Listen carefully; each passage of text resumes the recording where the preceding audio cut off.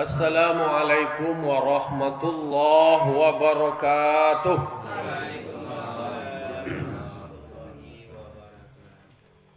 Alhamdulillah rabbil alamin wa bihi nasta'inu ala umuri dunya waddin wassalatu wassalamu ala asyrafil anbiya'i wal mursalin wa ala alihi wa sahbihi ajma'in.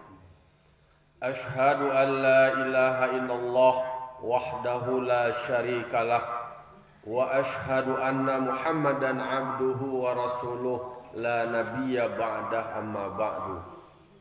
Qala rabbi shrah li sadri wa yassir li amri wahlul 'uqdatam min lisani yafqahu qawli. Bapak-bapak, ibu-ibu, kaum muslimin dan muslimat, jamaah subuh yang dimuliakan Allah Subhanahu wa taala. Marilah kita kembali sama-sama mengucapkan puji serta syukur atas kehadirat Allah Subhanahu wa taala yang telah melimpahkan nikmat serta karunia-Nya kepada kita nan bersama. Alhamdulillah, Allah masih berikan kita nikmat kesehatan, nikmat iman dan nikmat Islam sehingga kita masih bisa melaksanakan ubudiyah beribadah kepada Allah Subhanahu wa taala. Salawat dan salam kita mohonkan kepada Allah semoga disampaikan kepada arwah junjungan kita, yakni Nabi besar Muhammad sallallahu alaihi wasallam yang telah membawa umat manusia dari zaman jahiliyah kepada zaman Islamiyah seperti yang kita rasakan sampai saat kini. Baiklah bapak-bapak, ibu-ibu, kaum muslimin dan muslimat yang dimuliakan Allah. Pada pagi kini kita lanjutkan kajian fikih kita. Kini masuk dalam satu furu'. Jadi kalau dalam fikih ko ada nama furu', far'un. Furu' itulah cabang dari pembahasan sebelumnya. Lawir tasala li janabatin wa nahwi jumu'atin biniyatihima hasala. Kalau seseorang itu mandi karena junub dan sebagai Jumat dengan niat keduanya, hasalah dapat kedua itu. Jadi inyo hari Jumat, inyo berniat mandi. Mandi yang pertama karena dia junub, yang kedua Jumat dipasang niat kedua, dapat kedua itu, hasil kedua hasalah, dapat kedua itu. Jadi atau itu mungkin haid atau nifas. Kok produksi tentu haid kok laki-laki atau nifas atau laki-laki junub mungkin karena inzal keluar sperma. Tu pasang niat itu cie. Tu dulu cek lain. Basar tu sebagai niat Jumat. Sejenis lo atau rayo. Kok rayo haji lah namanya. Kok rayo Idul Fitri nama. Atau seperti sunnah kusuf. Gerhana bulan. Gerhana matahari. Atau istisqa. Dipasang niat kedua. Hasil oleh mandi keduanya kalau nyo meniatkan fardu. Ada pek dia kedua itu. Lah, boleh dia. Kalau awak mandi cie, mandi junub, kemudian hari Jumat lo, atau hari raya lo, atau nama ada melaksanakan salat gerhana, atau salat istisqa, salat meminta hujan. Dipakai kedua hasalah, dapat kedua itu. Wa in kana al-afdalu ifrada kullin bi ghuslin aw li ahadihima hasala faqat. Sekalipun ada yang lebih afdal itu adalah tersendiri setiap semuanya itu dengan satu mandi. Nah lebih afdalnya cik. Kau mandi itu kau mandi junub kau. Itu nah lebih afdalnya tersendiri cik. Kau kajumai kau kan beko lo sudah tu cuma mandi dulu menjelang solat. Tu kok mandi menjelang subuh waktu ya. Tapi kok junub awak tu rasa sudah subuh, mungkin kok jam 10 hari, itu hari Jumaat tu kan sudah Jumaat lain. Kalau nyom pasang niat kedua, dapat kedua. Tapi yang lebih afdal itu adalah dipasang cie mandi. Atau bagi salah satu keduanya hasalah fakat dapat juga tu. Dapat hasalah ko hasil juga dewa nan niat waktu tadi tu. Jikalau walau ahdasa summa ajnaba kafa ghuslun wahidun. Kalau seandainya seseorang tu berhadas, dia bata berhadas kepada kecil atau hadas besar. Hadas kecil loh. Jikalau dia berhadas tekan tu kemudian dia junub. Dia berhadas kecil kan. Maka jamban atau kemudian dia junub sudah tulai. Cukup hanya satu kali mandi saja. Sekalipun dia tidak berniat besertanya itu wudu dan tidak tertib anggotanya wudu. Itu cukup satu mandi saja. Jadi kalau awak berhadas, kau batal wudu awak tak? Kemudian tu junublah sudah tulai.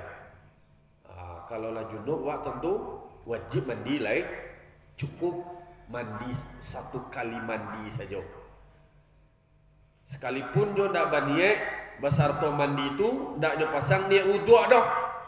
Dan nak lah dia tertibkan anggota wudu dah. Dia mandi ke? Nak mandi nak dia lah pasang tertib anggota wudu. Kalau mandi kadang-kadang kan nak dia tertib anggota wudu dah. Contoh kau baranang wak kalau sampai yang mau basah ia wudu wak tu. Kalau baranang tu wak kati, nyo ada tertibnya di dalam wak wudu. Lah, jadi itu satu furu' namanya satu onggo. Jadi onggo kalau wak mandi karena disebabkan junub dan kemudian sebagai berikutnya adalah solat Jumat. Kan ada namanya dan salat junub, ada kau mandi disebabkan oleh junub atau mandi sunat awak dekat Jumat. Kan disunatkan awak kalau ke hari Jumat tu mandi atau sunat mandi. Dipasang niat kedua. Dapat kedua itu. Jadi dia pasang niat kedua sekali mandi dapat kedua. Tapi kok nak lebih afdal jadi siapa awak mandi, kau mandi junub kau. Kemudian dari Jumaat awak mandi Jumaat lo kau. Ada pek kedua itu. Bikok nak lebih afdal nan junub selesai mandi junub lo. Tu Jumaat tu ciek lerpe. Atau bagi salah satu keduanya dapat salah satu Itu ciek onggok tu. Lah ada onggok ciek tu. Jadi kalau soal memasangi awak di dalam mandi, katanya tu kalau awak puasa, kalau awak dalam solat, nak bisa awak sambil lo kedua mandi dah. Contohnya awak solat sunat, kemudian solat fardu. Boleh nak dia sesambian di dabelan ni awak tu? Dah. Jadi awak kini kau solat sunat subuh sebelum subuh qabliyah, iya jalan lo solat sunat qabliyah subuh. Dah tu semayang fardu subuh. Iciek lo, beda. Tak kata puasa. Kalau nak puasa, nak bisa awak ada awak lantung dabelan niat awak dah. Kau awak puasa qada apa? Atau awak anu je lah qada kau salik. Tu awak beko puasa awak sambil lo sekali puasa sunat awak. Kau dari kami awak puasa sunat kami, tak boleh. Niat awak harus ta'yin nyata cicik tu. Kalau puasa awak adalah qada tujuh utamuan. Bahawa harinya hari Kamis tak ada masalah. Kalau nak mandi kau tadi, kau mandi awak. Tu sekali mandi Tapi niat awak kedua nanti mandi junub dulu. Itu pasangnya celai niat Jumat dapet kedua itu. Far'un lo celai, satu furu' lo celai. Dulu furu'nya celai. Yusannu li janbin wa haidin wa nufasain ba'dan qita'i damihima ghaslu farjin wa wudu'un li naumin wa aklin wa syarbin. Disunatkan bagi orang yang junub dan orang yang haid dan nifas setelah nifas dan haid kau tadi, setelah habis darah keduanya, ada disunatkan, yaitunya membasuh kemaluannya. Kok padusi, kok lah selesai haidnya tu lah habis darah haid, lah habis lo darah nifas itu, atau kok junub, disunatkan membasuh awak tu, disunatkan membasuh. Kemudian ada sunat yang lain. Disunatkan celai wudu. Kalau lah putu kau sebelum mandi berarti kau nak. Jadi dibasuh dulu kemaluan itu dan disunat kalau wudu kalau awak mau lalu. Kok kalau awak awak junub kau. Tu awak kalau atau bagi nam kursi kau anu haid, anu nifas. Alah selesai lah habis anu kau darah haid kau. Pilu mandi lai. Tu nyo kalalo atau nyo makan atau rencana ka minum. Maka disunai dulu basuh anu tu dulu, kemudian atau bau dua dulu. Itu disunaian. Jadi kok kalalo awak disunaian bau dua, dibasuh kemaluan itu. Atau kok ka makan awak litak paru awak makan atau awak wih awak minum awak. Sebelum awak makan, sebelum awak minum, awak rencana kalalo dibasuh dulu farji farat. Alai bau dua awak dulu. Itu adalah hal-hal yang memang para lulu menjadi perhatian awak tu disunatkan. Lah disunatkan tu. Jadi beku makan langsungnya sekali atau minum langsungnya sekali atau lalu langsungnya sekali. Dak langsung lalu dak panik wak latihan tu lalu aja lai. Ndak dibasuh dulu kemaluan tu. Beko matauan sudah lalu ko dulu sudah tu cek lai matauan.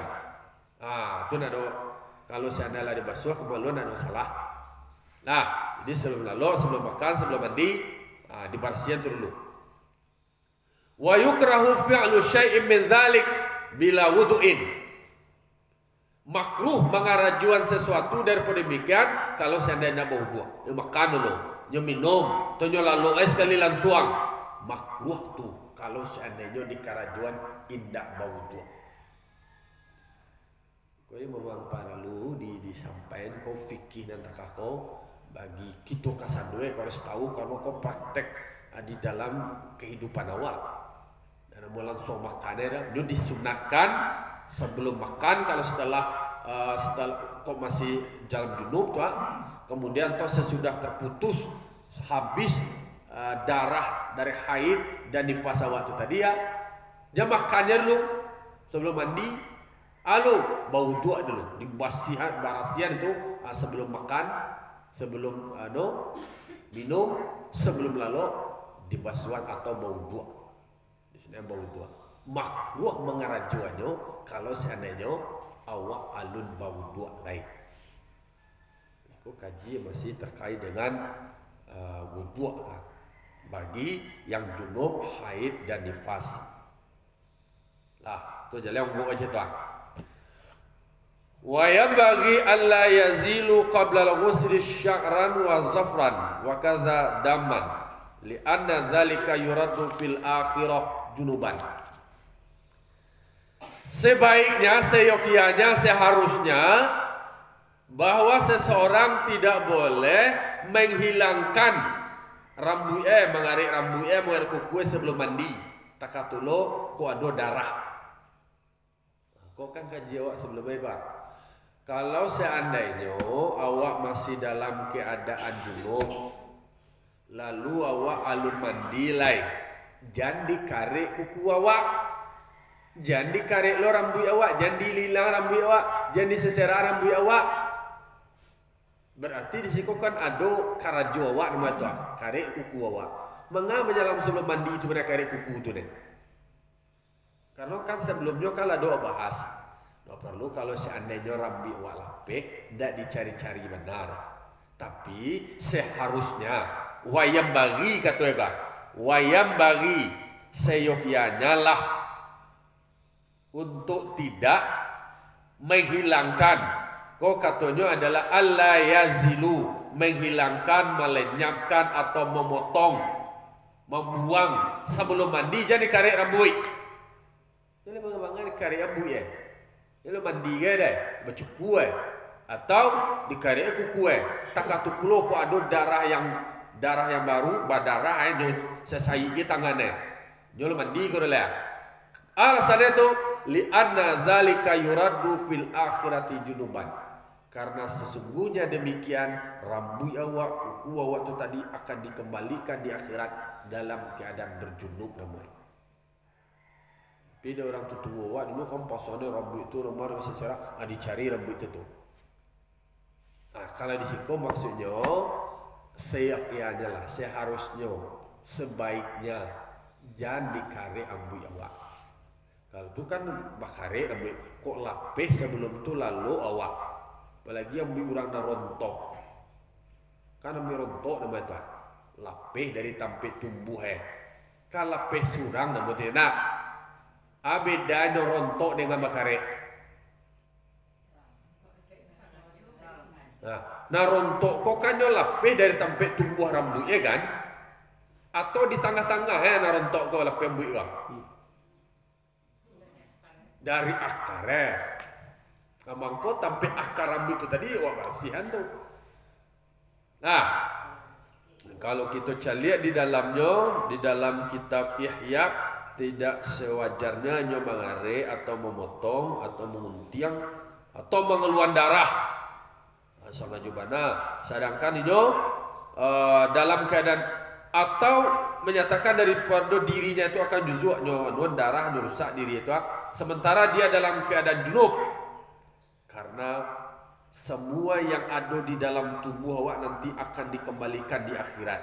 Tentu alai tu dibalian ke awak tu dia dalam keadaan junub jadi awak sarang keadaan junub, dikarik rambut, dikarik kuku, nang kasado nan ado di dalam tubuh awak tu tadi, bahagian dari tubuh awak, kuku lah nama, rambut lah nama, akan dikembalikan dalam keadaan junub. Rambut, baku, maka kuku tak, rambut, inyo dalam keadaan junub, karena digunting atau dipotong ketika awak dalam keadaan junub.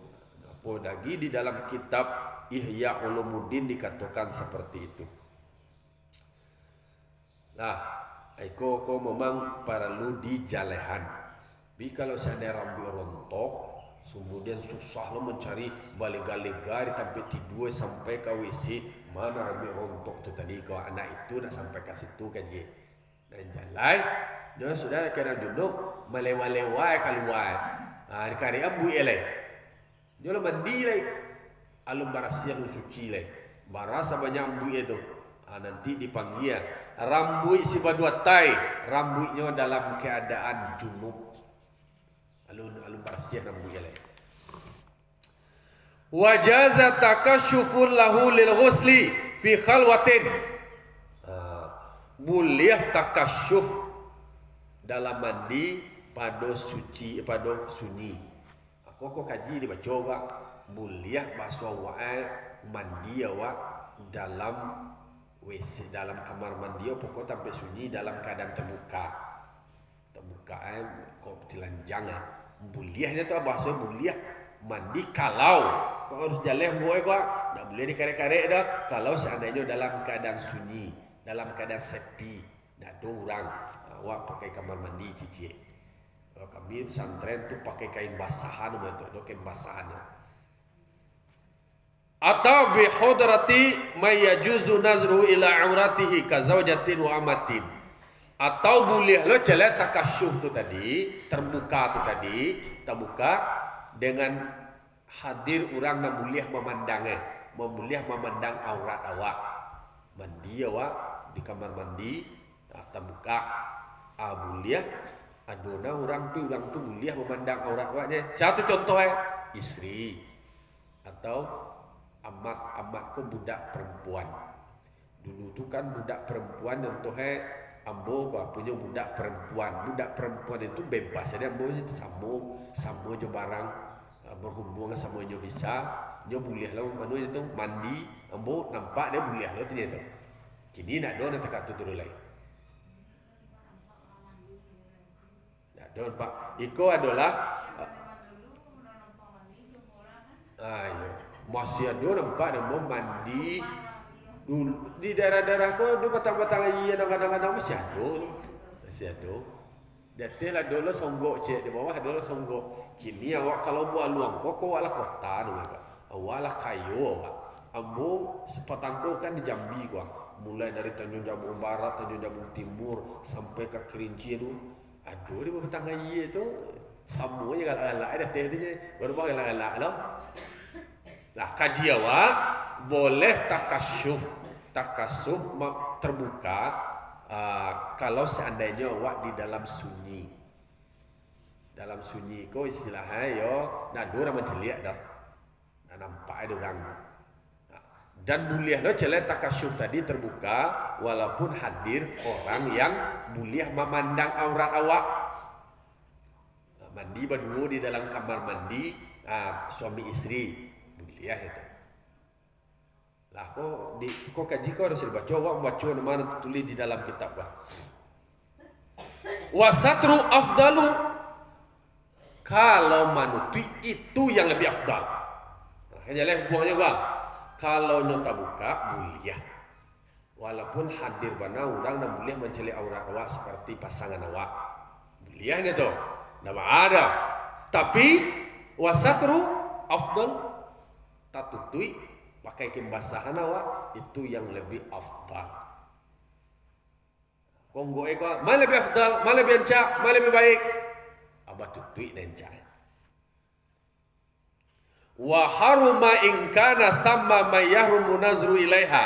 Haram jika ada di situ wak seorang mandi atau buka gua, tapi orang di situ ada orang yang haram menceli aurat batu. Pasangan awak dah, awak mandi tangangmu di situ, tak buka pasangan juga buka, tak di Bali contoh mandi di Bali tapi tu tapi laut tu tu bertilanjang gegak dia situ tu haram. Iyo je, itulah belum pernah pergi ke Bali le, ambo lah pergi ke Bali tu lah. Lah Bali di situ nak belanja doh. Lah jadi haram konggong goe ka pertama goe boleh takasyuh terbuka tu tadi kalau di tempat sepi atau sunyi atau langang sawai. Boleh lo celah terbuka tu dengan adonyo orang yang boleh menceli aurat awak pasangan awak tu boleh. Tetapi tertutup itu yang lebih baik. Haram kemudian membuka takasyuh tu tadi. Di situ berarti kalau seandainya dicali oleh orang yang haram mencali. Nah, berarti kalau orang lain yang indak atau indak mahram awak, itu berarti haramnya mencali itu. Berarti mandi awak, terbuka awak, telanjang gage, itu haram. Itu kalau seandainya aurat. Nah, mana aurat? Kalau nak laki-laki mah aurat dari pusat sampai ke lutut. Kalau laki-laki telanjangnya, nampaknya pusatnya. Nah, polisi anak laki-laki buka baju tu pakai sarung pendek tu, nampak pusatnya tak? Walaupun kadang nampak pusat itu berdua tu haram mencali itu. Lah, Jadi nanti buka-buka takatu walaupun nyo laki-laki, hanya ke laki-laki besok menceliak, nah nampak pusing itu dia nak boleh aurat. Kemudian Sarawak pendek lo nya sampai lo ke pahoe. Kate pahoe, taka-taka atlet nama tu atlet dia tu pendek sengene di tengah-tengah pahoe sawahnya. Atlet renang lah nama atau apa nama itu haram tu. Itu semua terbuka nama itu. Orang kadang-kadang nak aurat ko sangko porusi nak aurat dia. Nah laki-laki tu alah jaleh lah aurat dia. Ana boleh cocoknya pusik tu nah, boleh cocoknya pangkap pahu tu nah.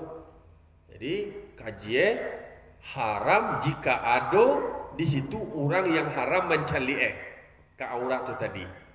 Kama haruma bil khalwah bila hajatin, seperti apa yang haram di dalam berkhalwat dengan tidak hajat. Awak buka baju atau buka-buka dekat langang, kecuali sama langang. Alasan awak buka baju di situ. Bau alasan awak buka-buka dekat langang tu. Kalau nak hajat, kalau nak punya keperluan awak tentang itu. Nah, jadi sebenarnya halal pada soal membuka di dekat sunyi itu kalau seandainya ada maksud. Ada maksud kok mungkin ada keperluan, walau tu sengenek benar kepentingannya, nanti akan ada penjelasannya. Kalau selesai onggok pasal itu, furu itu. Jadi poin-poinnya kok kaji kok kan perlu baca juga. Takah tu penjelasannya terkait dengan kalau soal terbuka. Jadi kan hubungannya kok kan mandi kan. Kok mandi awak mandi jan mandi di tempat terbuka, di mana tempat terbuka tu bisa dicaliak dia orang yang haram untuk mencaliak. Mampunya di siku kemudian nyoba terbuka aja di belakang surau ada boleh tu. Kalau seandainya ada orang haram mencaliaknya di situ.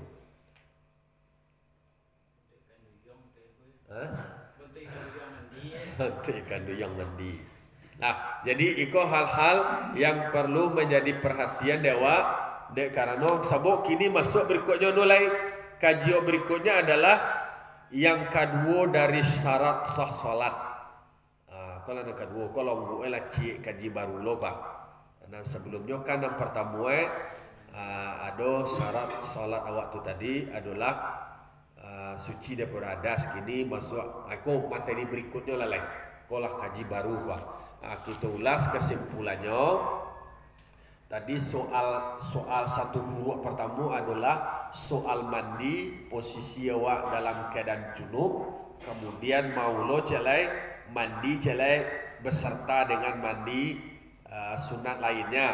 Berpakai niat kedua. Dapat dia mandi itu. Dapat hasil itu. Tapi yang lebih afdal adalah tersendiri nih setiap sesuatu tu kok mandi junub awak biasanya kan orang junub tu kan malam bagi yang suami istri tu. Berarti menjelang salat subuhnya lah mandi wajib tu. Sudah tu kok ke malam menjelang Jumat itu mandi lo sudah tu celai. Itu kalau junub ini malam. Memang harus malam je. Tak mungkin kok siang kira CPC siang tu tu sudah tu mandi lo sudah tu lain. Kalau kemudian yo sertakan dan sebagai Jumat tu hasil kedua. Pilih lebih afdal cie.